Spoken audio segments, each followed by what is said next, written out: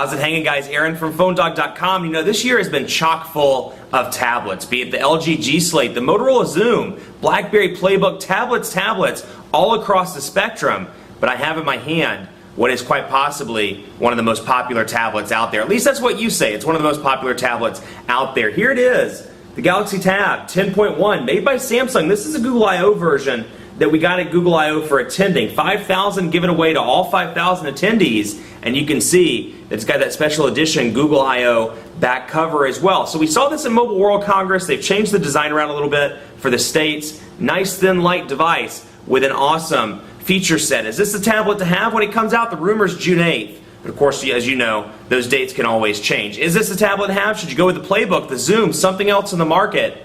We're going to try and find that out in the review. But first, special thanks to our friends at Best Buy. They haven't hooked us up with tablets, but what they do is hook us up with phones so we can give them to you in the One Paw Bandit game. Cool smartphones, Droid X2s, Sidekick 4Gs, things like that. When you go to Best Buy Mobile, you don't pay rebates. You walk out the door paying that after rebate price. So if it's $199 after rebate, that's the price you're paying at Best Buy Mobile. Enough of that, let's get into it. Samsung Galaxy Tab 10.1, is this a tablet to have?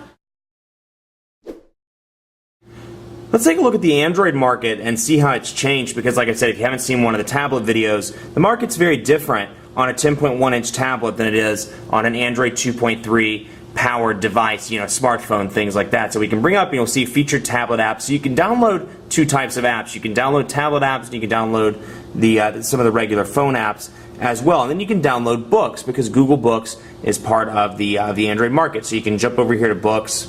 If you want to, we can look at some of those, some of the popular top-rated books, go through the carousel up here at the top, excuse me, frog in my throat, and go down here to Editor's Choice, top grossing apps, top free apps, etc., and then scroll through the various categories. So we can go to search, and let's say we want to search for a Twitter client. Let's do, if I can spell Twitter,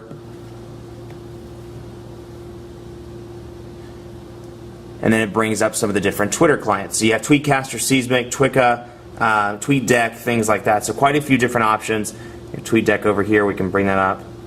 And you can see that the actual splash screen's changed as well. So we have TweetDeck, the version, the size, and how many downloads. We have our description over here, and this part scrolls up while this stays static. So we can see screens, reviews, developer, related, and more. So you can add more to go to the description. You can see the screenshots and more. Now again, you know, very functional across the tops here. You can see you can search for all products. Take a look at Twitter. Go over here to the top right-hand corner. Click on accounts. Go to your different accounts. Clear search history, purchase history, and more. So quite a few options in the Android market.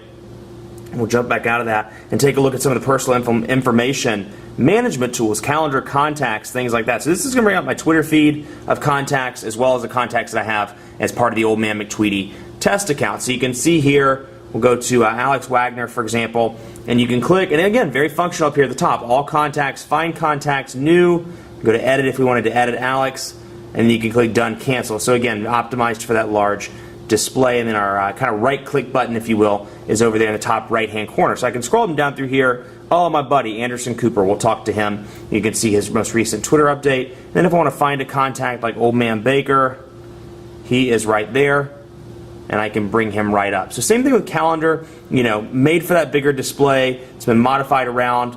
I can search by day, week, or month up here. So I'll go up to month, for example, and it is, let's say our reader meetup is in San Francisco on Friday the 3rd, so from 7 to 10 p.m.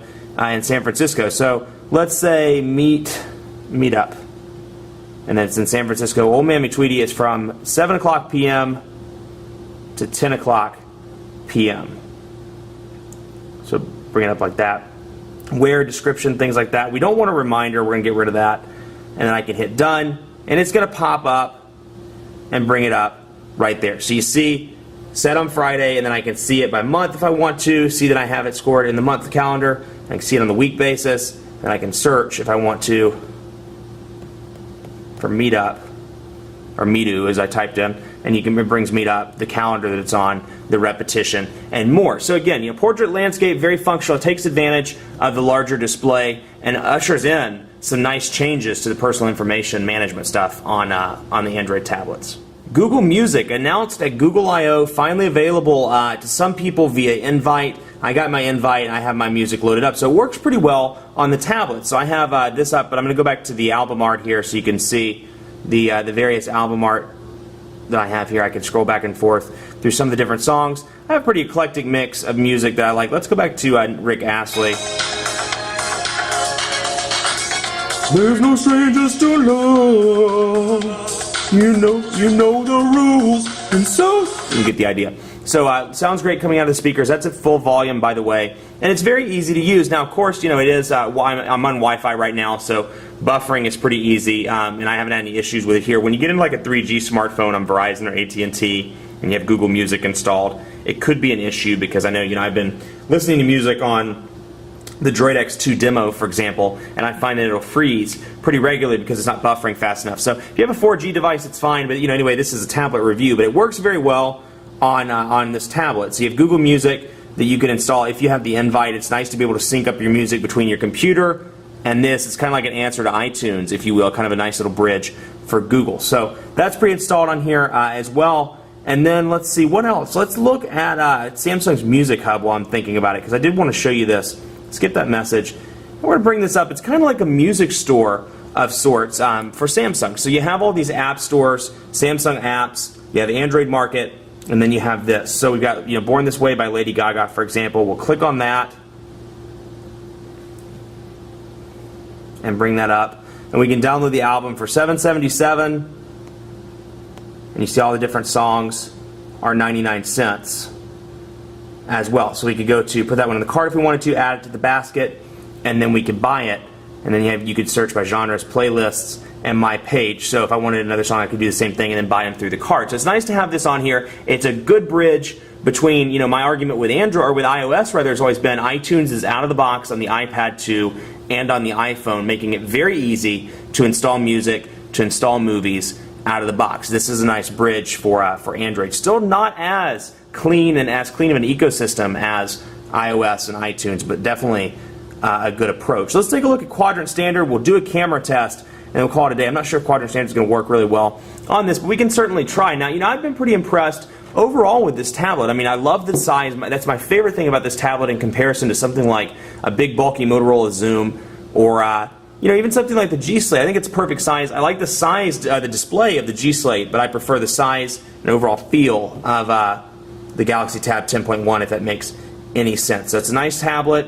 It's going to be awesome when it lands in the US. And they've definitely improved it, changed it around a little bit from what we originally saw at Mobile World Congress in Barcelona earlier in the year. So it's running through some of these demos here, and let's see what happens. But I love the way it looks. Again, I think this is going to change when you see it launch in the retail space. But other than that, it's definitely a very good tablet. So it's going to load up here. Got the planets and the DNA sample as the last test. Now, I apologize. I said 8 megapixel camera earlier. I don't know why I said that. I meant 3.2 megapixel camera on the back. So let's go to benchmark results. 1,934 on Quadrant Standard. 1,934. So keep that in mind. Very fast tablet, reasonably fast. A little slow for a dual-core processor. Those have been kind of hitting between 2,200 and 2,600. It's a little bit below that, but still a good score nonetheless. So we'll do a camera test here before we sign off and test the 3.2 megapixel camera. Again, I apologize that I said 8 megapixels. There's just so much stuff out right now that it's like overload trying to remember all the different specs. Let's see here. Well, bam, wait for that to focus. Try to get it to focus at least. And you can see not the best picture in the world, but still you can kind of make out the keys. You can't really make out the display on the Veer or the kind of the text up here. You can kind of make it out. The overall device you can make out, and it is black on black, so that's something to keep in mind. Perhaps we can try something like this instead. Trash that. Confirm delete. And we'll bring up the box here and see what that looks like. Now again, 3.2 megapixel camera is not the best in the world. You can definitely tell that's a low resolution camera, but it's decent. I don't expect people to be going around taking pictures of the family repeatedly with your tablet. You do have that front facing camera as well for G-Talk, video capabilities, and for video chatting programs like Quick and things of that nature. So it's a great tablet. I'm excited about it. Can't wait for it to come out in June. It'll be a good addition to the market, and it'll be something that represents Honeycomb well in the battle to overthrow iOS.